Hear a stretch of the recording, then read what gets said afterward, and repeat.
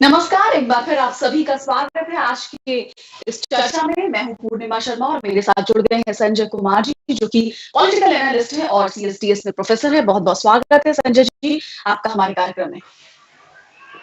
तो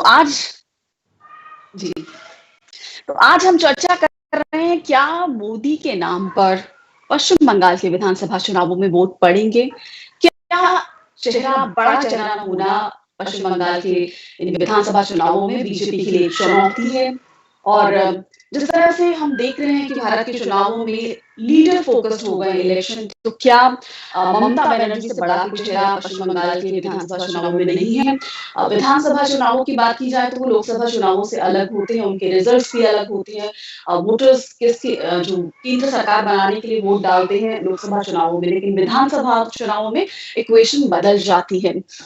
क्या ऐसा लगता है इन विधानसभा चुनावों में, अगर हम इस कार्यक्रम के एक हिस्से में चर्चा करेंगे कि मुस्लिम जो है वो एक कोर वोट बैंक है ममता बनर्जी का, क्या वो खिसकता दिखाई दे रहा है आईएसएफ के बनने के बाद और ओवैसी के विधानसभा चुनावों में आने के बाद? जैसा कि ओवैसी कह रहे हैं कि वो एक बड़ी साइजेबल नंबर में सीटें कंटेस्ट करेंगे, तो क्या क्या मुद्दे हैं इन पश्चिम बंगाल के विधानसभा चुनावों पर में? इस पर चर्चा करने के लिए हमारे साथ संजय जी मौजूद हैं। और संजय जी, आपको क्या लगता है कि क्या ममता बनर्जी से बड़ा चेहरा नहीं है विधानसभा चुनाव की बात की जाए तो? मुझे लगता है इस विषय पे चर्चा करनी नहीं चाहिए और चर्चा होनी नहीं चाहिए। अगर विधानसभा के चुनाव की बात करें और पश्चिम बंगाल की बात हो, तो आज के समय में इस समय ममता बनर्जी से बड़ा चेहरा कोई भी नहीं है।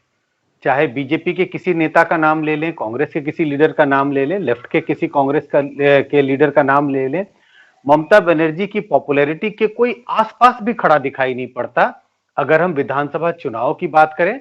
लेकिन एक बात यह भी है कि एडवांटेज है ममता बनर्जी को, वो मुख्यमंत्री रही हैं, 10 साल से मुख्यमंत्री है राज्य की, तो उनका चेहरा जाना पहचाना चेहरा है।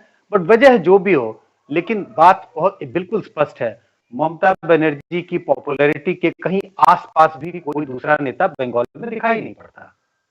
जी, अगर कोई दूसरा नेता दिखाई नहीं पड़ता, क्योंकि तीसरी बार भी क्या ममता बनर्जी को एज है? क्या वो तीसरी बार भी मुख्यमंत्री बन सकती हैं? इसके ज्यादा आसार हैं? एक पॉपुलर चेहरा होना एकमात्र कारण नहीं है जिस वजह से लोग आपको वोट करें। तो मैं ये नहीं कह रहा कि ममता बनर्जी का सबसे पॉपुलर चेहरा है, उनकी पॉपुलैरिटी के कोई आसपास नहीं है, इस वजह से वेस्ट बंगाल के ज्यादातर मतदाता ममता बनर्जी की पार्टी तृणमूल कांग्रेस को ही वोट करेंगे। इसकी संभावना हो सकती है, लेकिन सिर्फ लीडर का पॉपुलर होना, एक पार्टी के लीडर का पॉपुलर होना सिर्फ वही वजह नहीं है जिस कारण वोटर आपकी ओर आकर्षित होंगे। चुनाव बिल्कुल एक अहम मोड़ पर है। मुझे लगता है टक्कर बीजेपी और तृणमूल कांग्रेस के बीच साफ दिखाई पड़ती है। लेफ्ट पार्टीज और कांग्रेस हाशिए पर है, लेकिन इस वक्त यह कह पाना कि ममता बनर्जी हैट्रिक लगाएंगी, निश्चित रूप से लगाएंगी और वो मुख्यमंत्री बनेंगी, मुझे लगता है इस वक्त कह पाना मेरे लिए तो असंभव सा काम है। पिछले दिनों कई तरह के सर्वेक्षण भी आए और सारे सर्वेक्षण ये बता रहे हैं कि कांटे का मुकाबला है। इस कांटे के मुकाबले में तृणमूल कांग्रेस आज बीजेपी से आगे दिखाई पड़ता है, बट आगे बहुत थोड़ा सा आगे है, तो कांटे का टक्कर दिखाई पड़ता है। इस वक्त तो यही कह सकते हैं कि कांटे का टक्कर है। चुनाव किसी भी तरफ जा सकता है, या तो तृणमूल कांग्रेस भी जीत सकती है, तो बीजेपी भी शायद इन चुनाव में तृणमूल को हराने में सफल हो। जी, इस समय ये साफ है कि जो लड़ाई है वो बीजेपी और टीएमसी के बीच में, लेकिन जो तीसरा मोर्चा बनता हुआ दिख रहा है, तीसरा अलायंस बनता हुआ दिख रहा है, लेफ्ट, कांग्रेस और आईएसएफ, जो कि पीरजादा अब्बास सिद्दीकी, जो फुरफुरा शरीफ के लिए बात की जाती है कि वो बड़ा इन्फ्लुएंस मुस्लिम वोटर्स पर डाल सकते हैं। तो कहीं ना कहीं ये तीसरा जो अलायंस है, ये चुनौती बन सकता है टीएमसी के लिए। देखिए, हिंदुस्तान का एक मतदाता अपना वोट व्यर्थ जाता हुआ देखना नहीं चाहता। हिंदुस्तान का एक आम मतदाता चाहता है कि वो वोट उसी पार्टी को दे, या तो वो जीत रही हो पार्टी या कम से कम चुनावी टक्कर में हो। जिस वक्त ऐसा लगने लगेगा कि ये तीसरा गठबंधन शायद कुछ कमाल कर दे वेस्ट बंगाल के चुनाव में, तब तो वोट उस ओर खिसकेंगे। लेकिन सीधा टक्कर, अभी तो मुझे सीधा मुकाबला बीजेपी और तृणमूल कांग्रेस के में दिखाई पड़ता है। तीसरे मोर्चे में कांग्रेस है, लेफ्ट है, और भले ही एक और नई पार्टी ने उस मोर्चे का दामन थामा है, लेकिन किसी भी सूरत में ये दिखाई नहीं पड़ता कि तीसरा मोर्चा कहीं कुछ कमाल करने की स्थिति में है। सीधा सीधा चुनावी टक्कर बीजेपी और तृणमूल कांग्रेस के बीच है, और ऐसी स्थिति में भी वेस्ट बंगाल के ज्यादातर मतदाता या तो तृणमूल कांग्रेस को वोट करेंगे या फिर बीजेपी को वोट करेंगे। ये जरूर है, छिटपुट मतदाता इधर उधर किसी कंस्टिट्यूंसी में किसी कैंडिडेट विशेष के नाम पर जरूर दूसरी पार्टियों को वोट करेंगे, लेकिन ऐसे मतदाताओं की संख्या बहुत कम होने वाली है। जी। मुस्लिम वोटर्स की अगर बात करें तो 27 से 30% मुस्लिम वोटर्स हैं पश्चिम बंगाल में, और 100 से 110 सीटों पर उनका माना जाता है कि वो निर्णायक होते हैं उनके वोट। तो ऐसे में खास तौर से कुछ सीटें हैं, जैसे कोलकाता है, मुर्शिदाबाद है, मालदा है, बीजापुर से, इन डिस्ट्रिक्ट में ये उनके वोट बहुत अहम माने जाते हैं। तो 2011 से हम देखते हैं कि ममता बनर्जी मुस्लिम अपीसमेंट की पॉलिटिक्स करती आई हैं। तो अब ओवैसी के इन चुनावों में आने के बाद, चाहे आईएसएफ के चुनावों में आने के बाद, क्या ममता बनर्जी के जो कोर वोटर्स हैं, कोर वोट बैंक है उनका, उसमें सेंध लगती हुई दिख रही है, क्योंकि ये सीटें उनके लिए काफी मायने रखेंगी? पहले तो मुझे लगता है इस भ्रम को दूर करने की जरूरत है। अगर एक पार्टी बड़ी जीत हासिल करती है, और मैं तृणमूल कांग्रेस का जिक्र कर रहा हूं, 2011 का चुनाव ले लें, जब पार्टी को तकरीबन 48% वोट मिले थे और तकरीबन 190 सीटें उन्होंने जीती थी। 2019 का लोकसभा 2016 का विधानसभा चुनाव ले लें, पार्टी ने, तृणमूल कांग्रेस ने 211 सीटों पर जीत हासिल की। वोट का प्रतिशत जरूर कम हुआ था, 43-44% उनके वोट आए थे। अगर जी। 2019 का लोकसभा चुनाव का भी हम जिक्र करें, पार्टी ने 22 सीटों पर जीत हासिल की, लोकसभा सीटों पर, और 44% वोट आए थे। एक पार्टी जो लगातार 44-45 से लगभग 50% वोट उन्होंने 2011 के चुनाव में हासिल की, ऐसी जीत किसी एक समुदाय के वोट से संभव नहीं है। जिस समुदाय का आप जिक्र कर रहे हैं, मुस्लिम वोटर, यस, ये जरूर है कि मुस्लिम वोटरों की बड़ी तादाद में वोट ममता बनर्जी की पार्टी तृणमूल कांग्रेस की तरफ जाता है, उनका रुझान उस ओर है। लेकिन क्या तृणमूल कांग्रेस की बड़ी विजय 2011 के चुनाव, 2016 के चुनाव और 2019 में भी जो उनका शानदार प्रदर्शन रहा, क्या सिर्फ और सिर्फ मुस्लिम मतदाताओं की वजह से है? ऐसा नहीं है। पार्टी को तमाम समुदाय के वोट मिलते रहे हैं। ये जरूर है कि 2019 के लोकसभा चुनाव में जो भी वोट बैंक रहा तृणमूल कांग्रेस का, वो तो अपने आप में लगभग बरकरार है, लेकिन लेफ्ट और कांग्रेस का जो वोट बैंक था वो खिसक कर बीजेपी की तरफ चला गया। आप वोट देखें, तृणमूल कांग्रेस का वोट वही 44 के 44% बरकरार रहा, बीजेपी का वोट बढ़कर 40% हो गया। और इसकी वजह यह है कि ऐसे मतदाता जो पहले लेफ्ट और कांग्रेस को वोट करते थे, उन्होंने अपना पाला बदला और बीजेपी की तरफ वोट किया।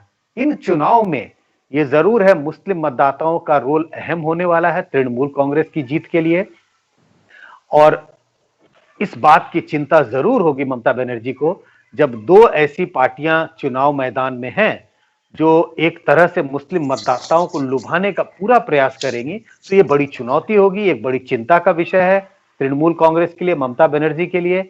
और अगर ये दो पार्टियां जिनका आपने जिक्र किया, ओवैसी की पार्टी और एक दूसरी पार्टी, अगर इन पार्टियों ने तृणमूल कांग्रेस के मुस्लिम वोट बैंक में बड़े सेंध लगाने में सफलता हासिल की, तो ये तृणमूल कांग्रेस के लिए चिंता का विषय होगा, उनके लिए ये चुनाव निकाल पाना कठिन होगा।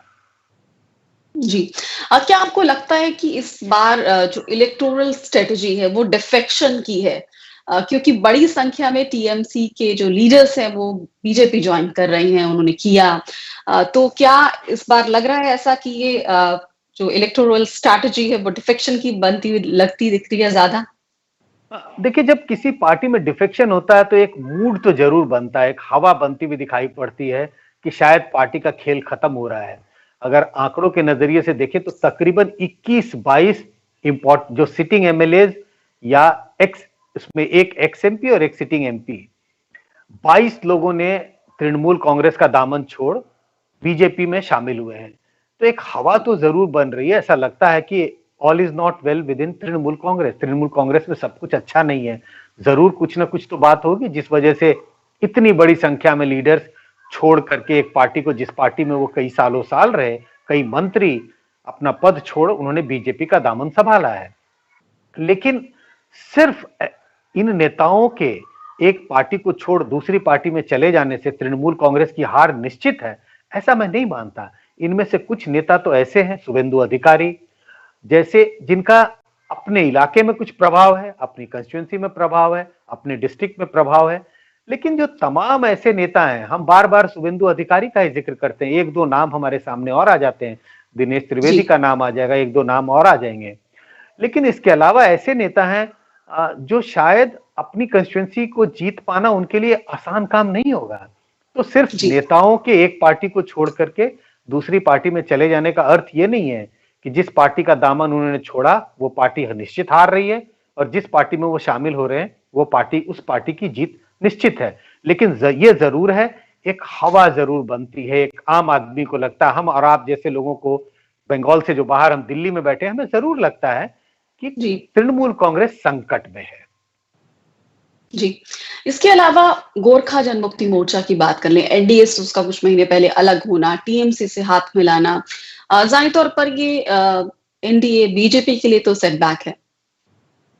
बिल्कुल, अगर हम एनडीए की बात करें, एनडीए क्या बीजेपी की बात करें, तो गोरखा मुक्ति मोर्चा पहले तो बीजेपी के साथ थे, अब उन्होंने बीजेपी का दामन छोड़कर तृणमूल के साथ गए, तो ये तो बीजेपी के लिए निश्चित रूप से सेटबैक है। इसमें कोई इफ्स एंड बट्स का कोई कारण ही नहीं है, कोई वजह नहीं है कि हम ये ना माने कि ये बीजेपी के लिए सेटबैक नहीं है, निश्चित रूप से बीजेपी के लिए सेटबैक है। जी, तो और जो बड़ा सवाल है, क्या मोदी के नाम पर पश्चिम बंगाल में वोट पड़ेंगे? प्रधानमंत्री मोदी जिस तरह से वोट अपनी पार्टी के लिए बटोर रहे थे, खींच रहे थे, अगर हम 2014, 15, 16, 17 की बात करें, तो प्राइम मिनिस्टर मोदी की जो एबिलिटी थी वोटरों को अपनी ओर लुभाने की, उसमें कुछ कमी जरूर दिखाई पड़ती है। लेकिन कमी का मतलब ये नहीं कि आज प्रधानमंत्री मोदी के नाम पर वोट नहीं मिल रहे हैं, वोट मिल रहे हैं। लेकिन अगर हम पिछले कुछ चुनावों का जिक्र करें और देखें कि क्या मोदी जी के नाम पर, प्रधानमंत्री मोदी के नाम पर बीजेपी को बड़ी संख्या में वोट मिले, अगर दिल्ली का हम उदाहरण ले लें, हम झारखंड का उदाहरण ले लें, हम हरियाणा का उदाहरण ले लें, ये ऐसे राज्य हैं जहां पिछले एक साल में विधानसभा के चुनाव हुए। इन सभी राज्यों में बीजेपी को, एक कुछ राज्यों में तो बीजेपी की हार हुई, दिल्ली में बीजेपी की हार हुई और झारखंड में भी बीजेपी की हार हुई। हरियाणा में मुश्किल से वो एक कोएलिशन सरकार बना पाए। तो पिछले कुछ चुनाव में ऐसा देखने को जरूर मिला कि प्रधानमंत्री मोदी के नाम पर स्टेट असेंबली इलेक्शन में जितने वोट पहले मिलते थे उतने नहीं मिले। क्योंकि अगर आप इस बात का ध्यान करेंगे कि जब पिछला विधानसभा चुनाव हरियाणा में हुआ था, उस समय भी हरियाणा में बीजेपी के पास कोई चेहरा नहीं था, बट उस वक्त हरियाणा में बड़ी संख्या में लोगों ने प्रधानमंत्री मोदी के नाम पर वोट डाला था। इस बात का हमें ध्यान रखना पड़ेगा कि प्रधानमंत्री मोदी आज भी पॉपुलर लीडर हैं, एक बहुत पॉपुलर लीडर हैं। उनकी एबिलिटी अपनी पार्टी के लिए वोट जमा करने में, वोट लाने में बहुत अहम है, बहुत एकदम चुंबकीय एक तरह से प्रदर्शन रहता है। लेकिन उसमें गिरावट आई है, और ये जो 3 राज्यों का मैंने जिक्र किया, ये राज्यों के जो चुनाव के नतीजे हैं वो अपने आप में बताते हैं कि प्रधानमंत्री मोदी की जो एबिलिटी थी वोटरों को लुभाने के लिए, कम से कम विधानसभा चुनाव में उस पर थोड़ा सा प्रश्न चिन्ह लगने लगा है। जी, और जिस तरह से बीजेपी के बड़े नेता पश्चिम बंगाल में लंबे समय से अपना पूरा जोर लगाए हुए हैं, स्मृति ईरानी बंगाली में बोलती हुई दिखाई पड़ती हैं, अमित शाह धुआंधार वहां अपनी पूरा जोर लगाए हुए हैं, रैलियां चल रही हैं। लेकिन ऐसे में आपको क्या लगता है, अभी तो बहुत समय है, लेकिन क्या पश्चिम बंगाल के चुनाव इस बार अनप्रेडिक्टेबल लगते हैं? बहुत अनिश्चित लगता है। अनप्रेडिक्टेबल तो अभी कहा नहीं जा सकता, अनिश्चित लगता है। ये निश्चित है कि चुनावी मुकाबला सिर्फ 2 पार्टियों के बीच है, तृणमूल कांग्रेस और भाजपा। अब इस चुनावी मुकाबले में जीत किसकी होगी, इस पर दुविधा है, इस पर असमंजस बना रहेगा। आखिरी वक्त तक कम से कम ये कह पाना निश्चित तौर पर हवा किस ओर बह रही है, मुझे लगता है मुश्किल होने वाला है। कम से कम आज की स्थिति तो यही दिखती है कि मुकाबला कांटे का है, टक्कर दोनों पार्टियों के बीच बिल्कुल बराबरी का दिखता है। एक घमासान होता हुआ दिखता है, लेकिन इस चुनावी मुकाबले में जीत किसकी होगी, ये कह पाना अभी तो मुश्किल है। जी, बिल्कुल अनिश्चितता की स्थिति है, अभी कह पाना मुश्किल है। बहुत-बहुत शुक्रिया संजय कुमार जी हमसे बात करने के लिए और पश्चिम बंगाल में विधानसभा चुनावों पर चर्चा करने के लिए बहुत-बहुत शुक्रिया। धन्यवाद पूर्णिमा जी। धन्यवाद।